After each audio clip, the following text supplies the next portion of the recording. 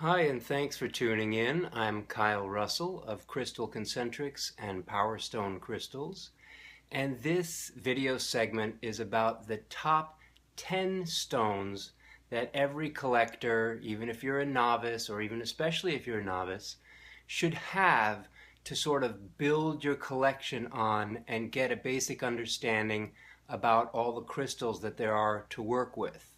So I'm holding in my hand here a clear quartz. Clear quartz is pretty prevalent and definitely a good thing to have in your collection. A lot of people don't rightly know how to use clear quartz, and it's kind of complex because clear quartz comes in so many shapes. You've got your points and your clusters, you've got different kinds and varieties. I do some webinars where I explain that, classes, workshops, some of the subtleties.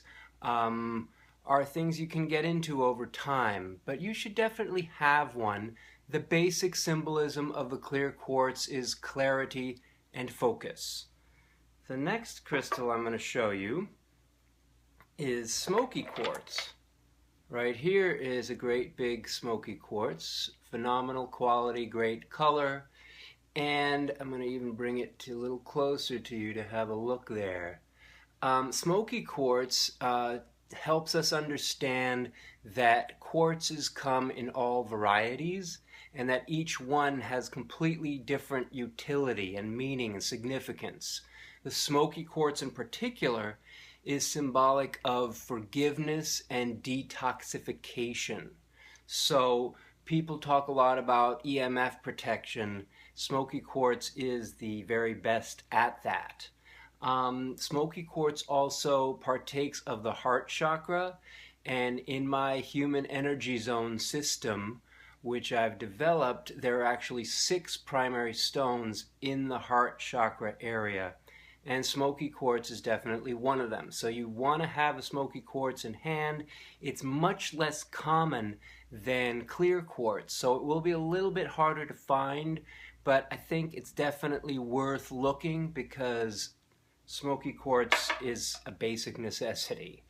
Rose quartz, while we're on the topic of quartzes, this is a gorgeous rose quartz, and while the clear quartzes often come to you in great natural form, I find that rose quartz, as nice as it is in chunks, because it doesn't crystallize except in one place in Brazil. It's very small and very expensive, and what I'm trying to show you here are stones that you can find readily at your corner crystal shop, or you could contact me. I'd be happy to hook you up. I tend to focus on a little bit bigger pieces, a little bit higher quality pieces. So your rose quartz is representative of unconditional love, which is a pretty positive thing to bring into your life, and I actually find that not enough people really go for rose quartz, and probably should. This here is malachite. So this is our next one. This is number 4, and malachite is a wonderful stone with lots of sort of creative patterns and whorls and swirls in it. It has black, which is symbolic of open space, and it has green, which is a color of the heart chakra. It actually participates in the whole chakra of the heart that I've identified in my energy system, which is really an overlay of the general 7-point chakra system. Some people put in 15, 20 different chakras, but I have 4 main energy zones, and I've focused a lot on the heart chakras because I think that's a way to get right into yourself in a way that sort of balances body and mind. So that's malachite. I do have another quartz, surprise, surprise. This is the last one I'll be showing you, and this is of course amethyst, and you see how nice and dark that is. Amethyst points tend to have a little bit of a different meaning than clusters. Clusters tend to be more about spiritual cleansing, and they're really nice to have in the room.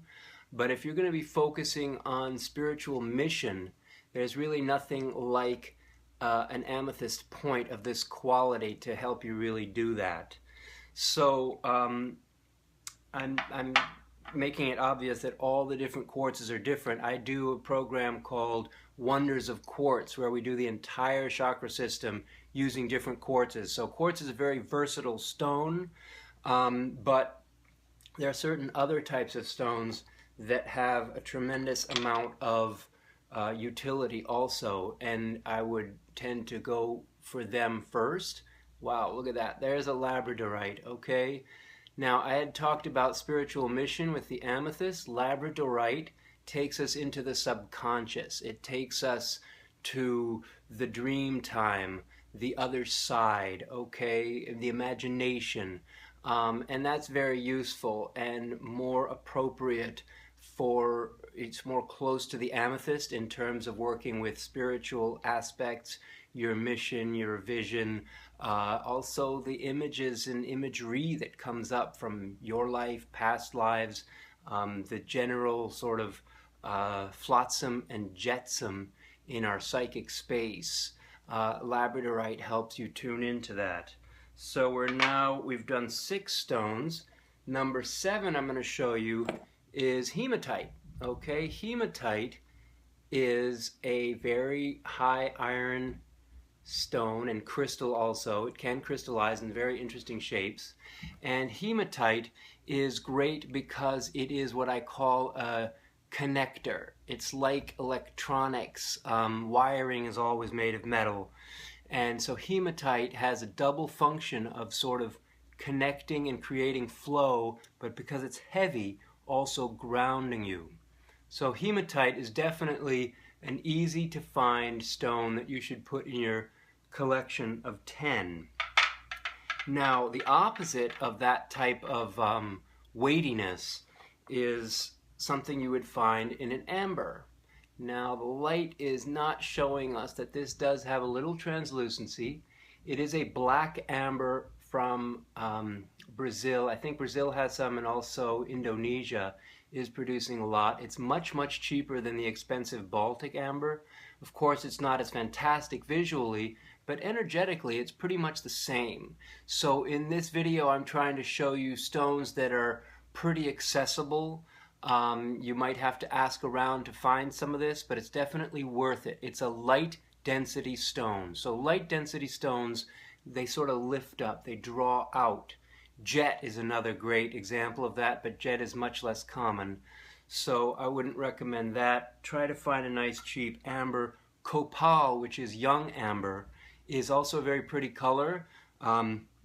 It's not a true amber, but it is on its way to being amber. It's about half as old as the real amber. And you can work with Kapaa as well for that lighter energy. Lastly, I'm going to show you 2 other stones. Over here we've got the beautiful and brightly colored lapis. Lapis is also hard to find good pieces. Notice I'm focusing on bigger pieces. I do believe that the more skin contact you have, the more of an impression the weight and texture of a piece has on your hand, and of course on your eyes and your mind, the more useful it's going to be. So you can get smaller versions of all these, but I always recommend try to get as big and good quality a piece as you can. And over here we have some petrified wood. I am the only person that I know of who has included petrified wood in the chakra system. And it has a lot to do, a little to do with grounding, because it's reddish and it is energy, it helps create and generate energy. But petrified wood is a wonderful thing to get a hold of. There's a fair amount of it out there. There's lighter varieties and darker varieties. I like them both for different purposes. But that takes us to 9 and 10 of the 10 crystals I recommend you start out with in your collection, or if you are missing in your collection, you go look for and find, because they're great, great additions to any kind of energy work you want to do, and they're also beautiful to have around.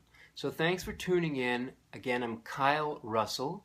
You can check out my sites, crystalconcentrics.com and powerstonecrystals.com. Please subscribe if you're on YouTube, or send me an email and get onto our update list, Kyle@crystalconcentrics.com.